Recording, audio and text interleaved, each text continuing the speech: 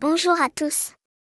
Pour commencer cette nouvelle saison, je vais vous raconter l'histoire des super-héros du quartier, un groupe de 4 amis aux pouvoirs extraordinaires, qui utilisent leur courage, leur entraide et leur amitié pour protéger et améliorer leur communauté tout en découvrant de nouveaux mystères et aventures. Voici leur histoire. C'était une belle journée ensoleillée dans le petit quartier de Roseville. Les 4 meilleurs amis, Max, Zoé, Sam et Emma, passaient leur après-midi à explorer et jouer. Ils avaient déjà construit une cabane dans les arbres, joué à cache-cache et même organisé une course de vélo. Mais aujourd'hui, ils cherchaient quelque chose de nouveau, une véritable aventure. Allons voir le vieux grenier abandonné derrière la maison de Monsieur Dupin, proposa Max, ses yeux pétillants d'excitation. Les autres acquiescèrent avec enthousiasme. Le grenier était un endroit mystérieux dont ils avaient souvent entendu parler, mais qu'ils n'avaient jamais osé explorer. Le cœur battant d'excitation, ils grimpèrent la colline derrière la maison de Monsieur Dupont et trouvèrent la porte grinçante du grenier. La lumière du soleil perçait à travers les fissures des murs, illuminant des toiles d'araignées scintillantes et des piles de vieilles caisses poussiéreuses. « C'est ici, » chuchota Zoé, ses lunettes glissant sur son nez à cause de la sueur. « Commençons à fouiller. » Après quelques minutes de recherche, Sam, avec sa force habituelle, souleva une lourde planche de bois et révéla une boîte ancienne, ornée de motifs dorés. « Qu'est-ce que c'est ?» demanda Emma, ses doigts tachés de peinture s'arrêtant un moment. Ils ouvrirent la boîte avec précaution et découvrirent 4 objets incroyables, un masque, une ceinture, des gants et un pinceau. Chacun d'eux semblait briller d'une lueur magique. Curieux, Max prit le masque. Dès qu'il le mit, il ressentit une énergie incroyable courir à travers lui. Il se mit à courir autour du grenier si vite qu'il devenait presque invisible. Zoé, toujours la plus logique, attacha la ceinture autour de sa taille. Soudain, elle se sentit incroyablement intelligente, comme si elle pouvait résoudre n'importe quel problème. Sam enfila les gants et réalisa qu'il était devenu encore plus fort.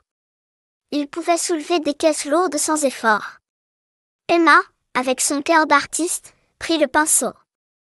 Elle fit un simple dessin sur le sol, à sa grande surprise, il prit vie, se transformant en un petit oiseau coloré qui s'envola en chantant. « Waouh, nous avons des super pouvoirs !» s'exclama Max, les yeux écarquillés de bonheur.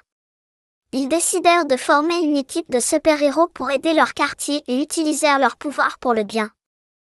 Un soir, une tempête violente s'abattit sur Roseville. Le vent hurlait, la pluie battait les fenêtres, et les éclairs déchiraient le ciel. Les enfants savaient qu'ils devaient agir. « Notre quartier a besoin de nous », dit Zoé avec détermination. Max, avec sa vitesse incroyable, courut de maison en maison pour s'assurer que tout le monde était en sécurité. Il aidait les gens à se mettre à l'abri et apportait des couvertures aux plus vulnérables. Zoé, grâce à sa ceinture magique, mit rapidement en place un plan d'évacuation pour les familles en danger. Elle trouvait des endroits sûrs pour que chacun puisse se réfugier.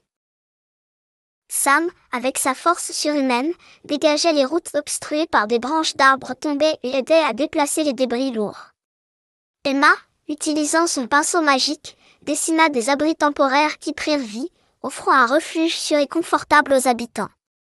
Malgré la violence de la tempête, personne ne fut blessé grâce aux efforts héroïques des enfants.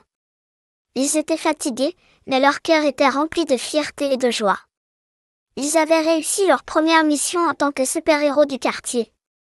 Les jours suivants, les enfants continuèrent à utiliser leurs pouvoirs pour aider leur quartier. Ils organisaient des nettoyages de parcs, aidaient les personnes âgées avec leurs courses, et réparaient même les jouets cassés des enfants grâce au talent d'Emma. Un jour, Madame Martin, une vieille dame qui vivait seule, leur demanda de l'aider à retrouver son chat disparu.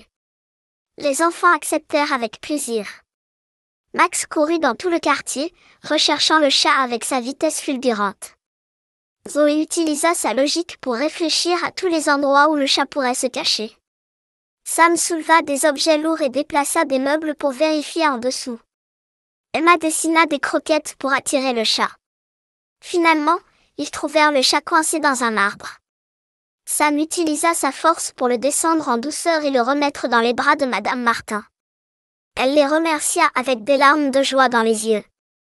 C'est tellement gratifiant d'aider les autres, dit Emma, en caressant le chat.